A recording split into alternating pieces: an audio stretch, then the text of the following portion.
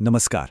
कभी सोचा है कि एक प्राचीन महाकाव्य आज की हमारी इस भागदौड़ भरी जिंदगी में दिल और दिमाग के बीच का बैलेंस बनाना सिखा सकता है? आज हम बात करने वाले हैं जयशंकर प्रसाद की कामायनी की। ये सिर्फ एक कहानी नहीं बल्कि इंसान के मन की एक ऐसी यात्रा है जो कल भी सच थी और आज भी है। महाकाव्य की शुरुआत इन्हीं जबरदस्त लाइनों से होती है। सोचिए, प्रलय के बाद सब कुछ तबाह हो चुका है और हमारा नायक मनु पूरी तरह से निराशा में डूबा हुआ है। और जानते हैं, यही वो खालीपन है, वो जीरो पॉइंट है जहां से इंसान के मन की सबसे बड़ी और सबसे गहरी यात्रा शुरू होती है। ये महाकाव्य 1936 में पब्लिश हुआ था।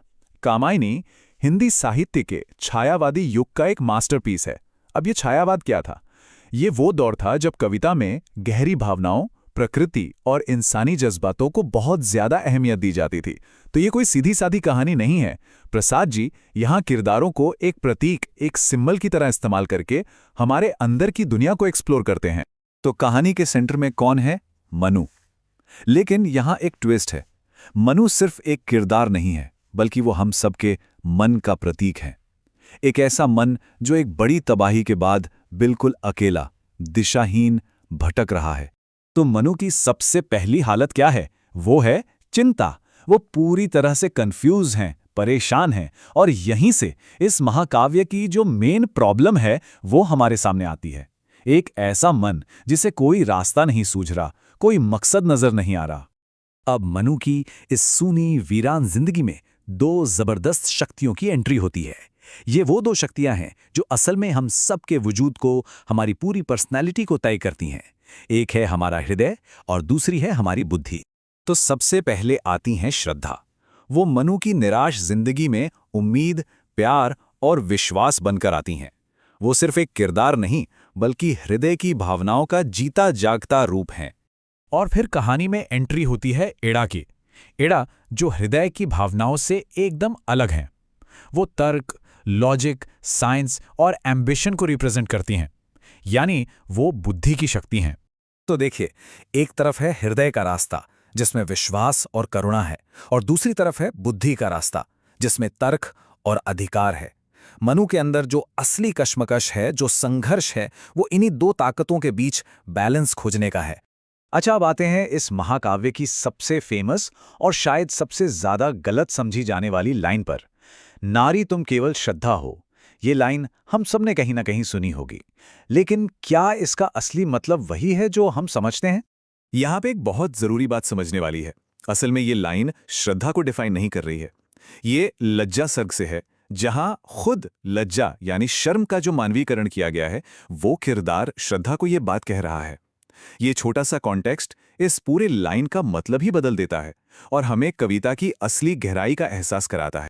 और बस यहीं से महाकाव्य का असली संघर्ष शुरू होता है। मनु श्रद्धा यानी दिल के रास्ते को छोड़कर ईड़ा यानी बुद्धि और तर्क की दुनिया को चुन लेते हैं। उन्हें लगता है कि तरक्की का रास्ता वहीं से निकलेगा। लेकिन क्या होता है जब सिर्फ दिमाग चले और दिल की कोई सुने ही नहीं? सिर्फ बुद्धि की एक तरफा खोज मनु को कहाँ ले जाती है?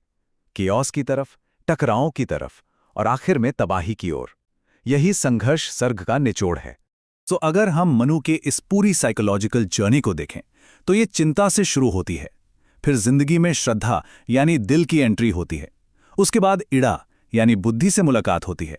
इन दोनों के बीच संघर्ष होता है और उस संघर्ष के बाद ही वो समरसता और आखिर में परम आनंद तक पहुंच पाते। तो फिर इस पूरी कहानी का, इस पूरी कश्मकश का हल क्या है? जवाब एक शब्द में है, समरसता। समरसता का मतलब दिल या दिमाग में से किसी एक को चुनना नहीं है, बल्कि दोनों को एक साथ, एक सुर में लाना है। ज्ञान, इच्छा और कर्म का परफेक्ट बैलेंस। कामायनी का ये मैसेज आज भी, बल्कि आज पहले से कहीं ज्यादा रिलेवेंट है। सोचिए, आज की दुनिया में जहां हम सब टेक्नोलॉजी और तरक्की के पीछे भाग रहे हैं, क्या हम कहीं अपने दिल की आवाज, अपने इमोशनल सुकून को पीछे तो नहीं छोड़ रहे? और प्रसाद जी ने इसी पूरे सार को एक लाइन में क्या खूब कहा है कि दुनिया के शोर शराबे और झगड़ों के बीच अमन, असली शांति का रास्ता मैं यानी हृदय की आवाज ही बता सकती हूं। तो कामायनी की इस गहरी यात्रा से हम क्या सीख सकते हैं? पहली बात कि जिंदगी दिल और दिमाग के बीच बैलेंस बनाने का ही नाम है। दूसरी कि किसी भी एक चीज की तरफ हद से ज्यादा झुकाव हमेशा टकराव और संघर्ष पैदा करता है। और सबसे जरूरी बात कि सच्ची खुशी और आनंद दोनों के मेल यानी समरसता में ही छिपा है। और अंत में ये सवाल हम सबके सोचने के लिए है कि आज की इस तेज रफ्तार जिंदगी में हम अपने दिल और दिमाग का ये संतुलन कैसे बना सकते हैं। कामायनी का ये शाश्वत संदेश